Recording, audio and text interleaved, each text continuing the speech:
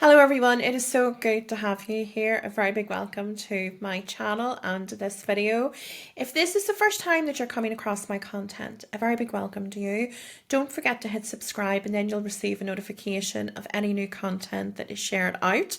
If you are a returning viewer, it is so good to have you back. A very, very big welcome to you as well.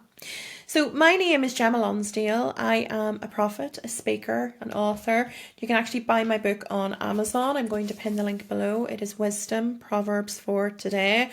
All of the wisdom and knowledge that I have channeled through from God and put into this lovely book for you all.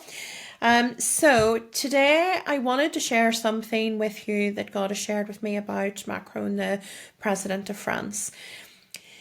I want to just preface this with the fact that this is a little bit delicate. I'm not usually one to gossip about people's personal lives. If you notice my content, it really focuses on people's career, maybe focuses on their characteristics and, things like corruption, things like that. That tends to be what I focus on.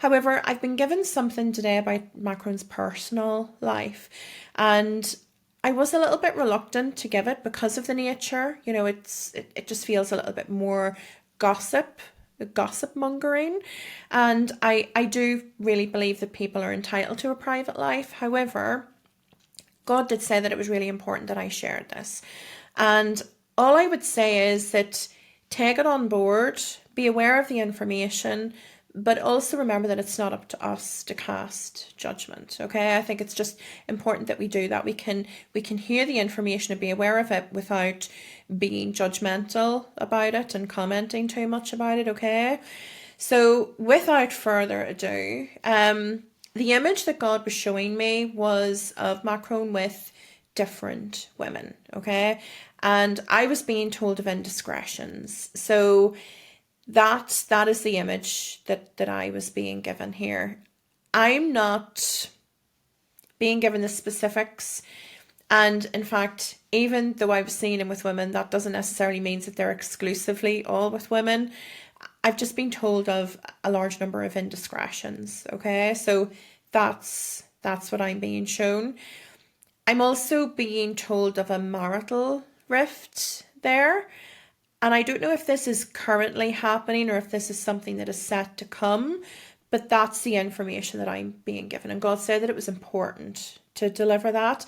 But remember, we're delivering it, without judgment. We don't want judgment cast. So just be aware of how you receive this information. And really what he went on to say was that he has been left to be unchallenged for long enough. He has gone unchallenged for long enough. And he is in a position and place of power that needs to be challenged a little bit more. The tables are about to turn on him. If you have watched any of my other videos where he has been mentioned, one of the terms that keeps coming up is Paris is burning, okay?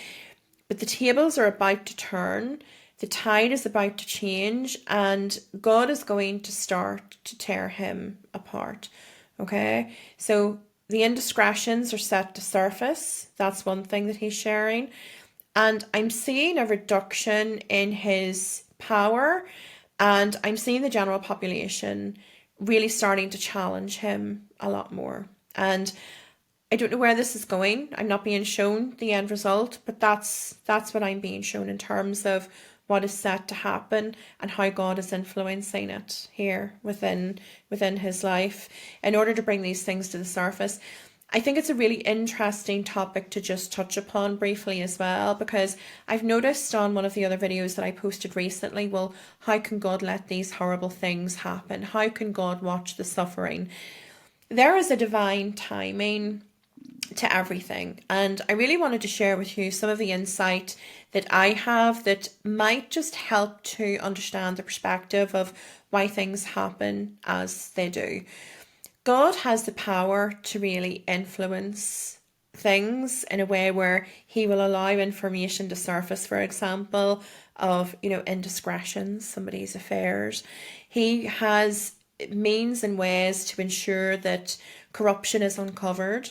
However, everything ties in together. And sometimes it's really important to remember that we can only see what happens day to day. And if God was to constantly be interfering over everything that happens, we wouldn't learn our lesson, for one, because we learn through feeling the discomfort and the pain and, experiencing bad things in our own life, but also witnessing them in the world as well. So unless we learn our lessons, things are never going to change and the same patterns will keep repeating. So that is one of the reasons why we need to feel it. But also understand that everything has a divine time. Everything happens exactly as it's supposed to happen. And I have seen this not only in my life personally, but in the collective experience, and how when God moves, everything makes perfect sense. The timing of it is impeccable. So when we're in a place where we're looking at things, whether it's in our own lives or we're looking at things in the world around us, and well, how can God be letting this happen? Why doesn't He step in? Why isn't this stopped? There is always a bigger reason. If things are continuing, there's a reason why. And when the timing happens, when things do fall into position and God's hand does turn, it always makes much better sense why it happened at that particular time and it didn't happen sooner.